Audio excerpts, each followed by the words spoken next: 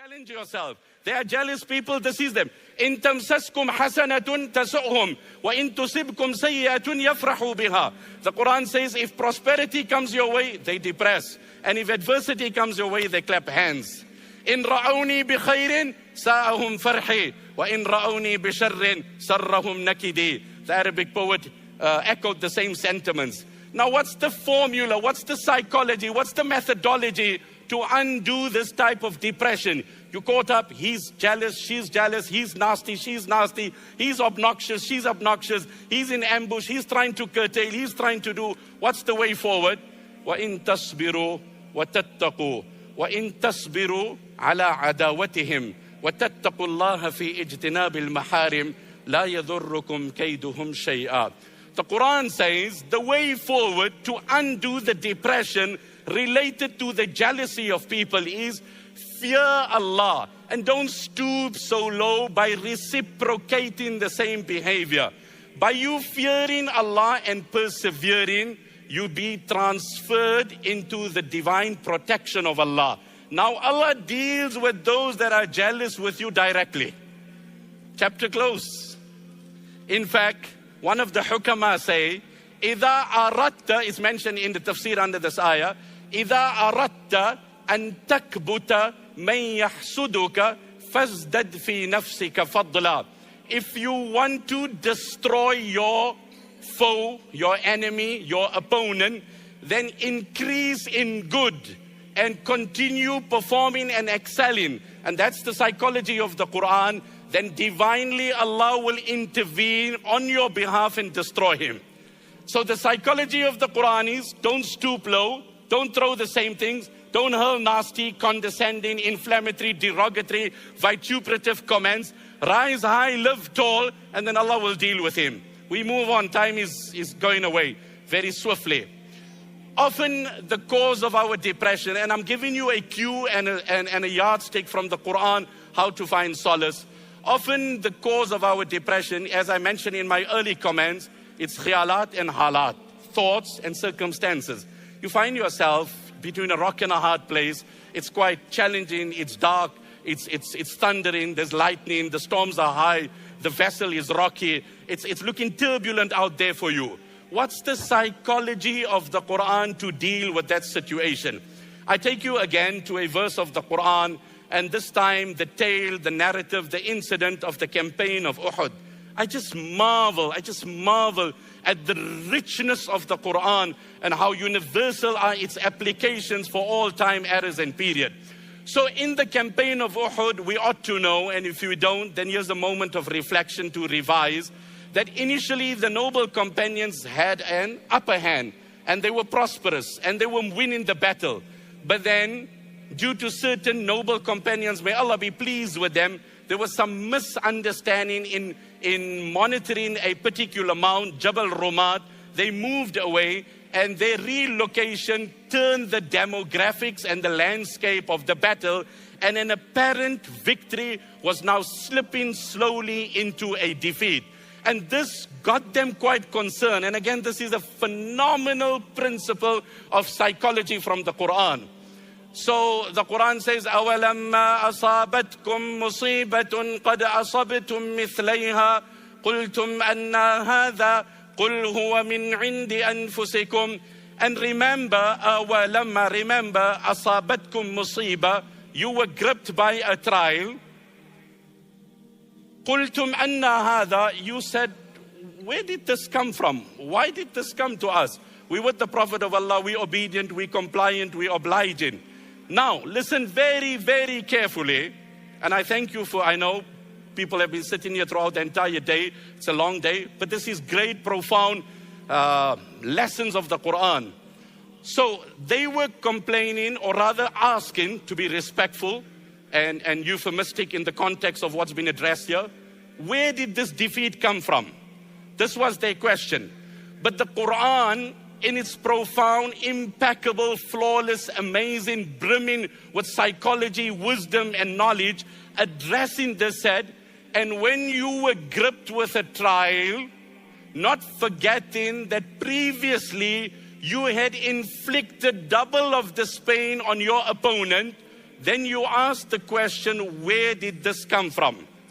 The scholars, may Allah preserve them, tell us what is the wisdom of the interjection of the Almighty. I don't want to go into academic language and grammar here because it's going to become very sophisticated. But to simplify it and paraphrase it so that the message can be appreciated and embraced, that you ask the question, why did this happen? Allah interjects that at that time when in Uhud you lost 70 of your men, don't forget that previously in the second year of Hijrah in Badr, قَدْ أَصَبْتُمْ مِثْلَيْهَا, you had inflicted double of what you sustained in Uhud upon your opponent.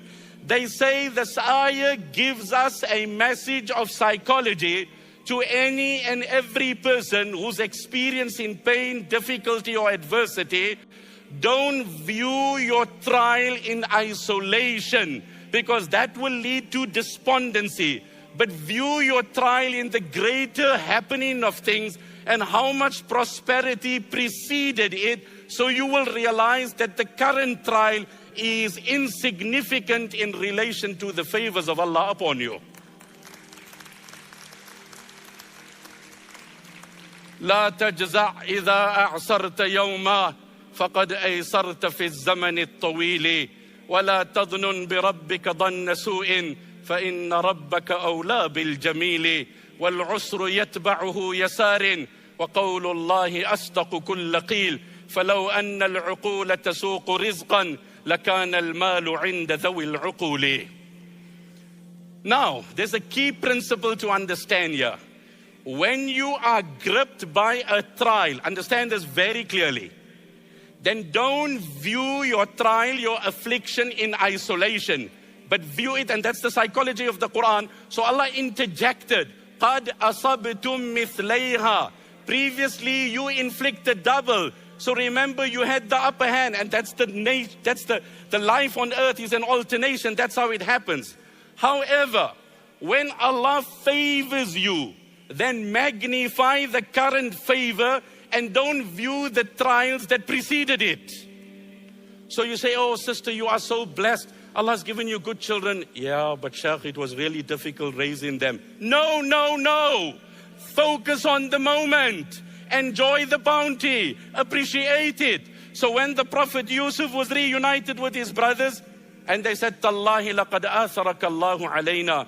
Oh, Allah has blessed you and Allah has given you status over us. He didn't say, yeah, but I cannot forget the days in the well.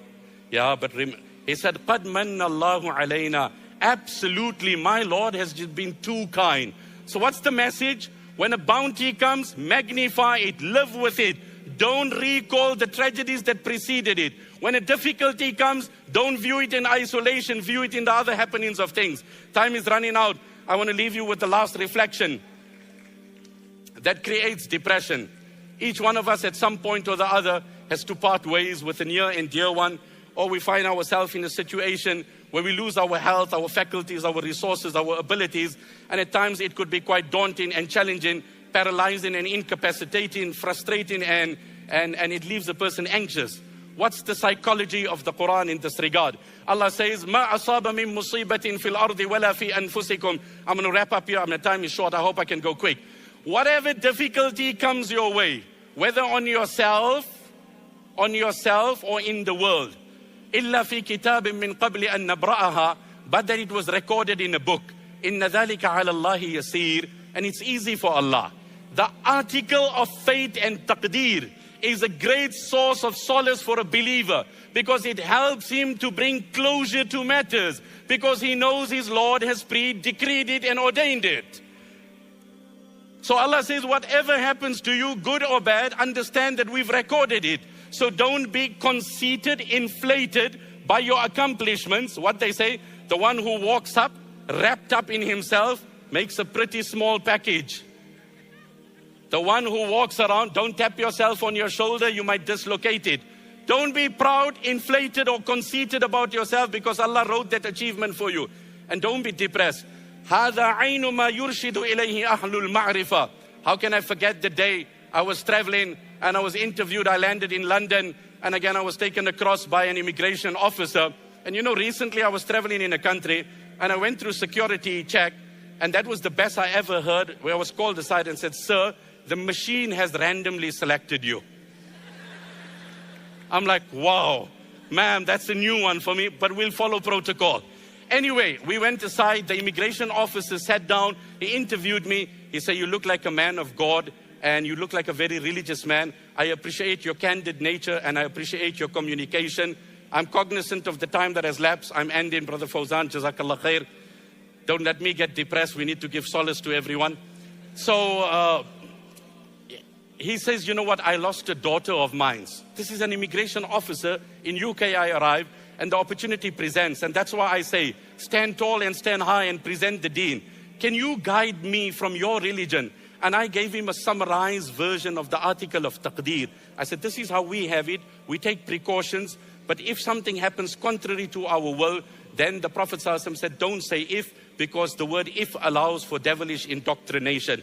So the last thing that I mentioned in this regard, the Quran teaches us for solace is the article of fate and destiny. I leave you with those comments and those regards. Remember my sentiments. I said, you yourself are responsible for your happiness. You yourself are responsible for your happiness. Nobody else can make you happy. In English, they say, when you change the way you look at things, the things you look at also change.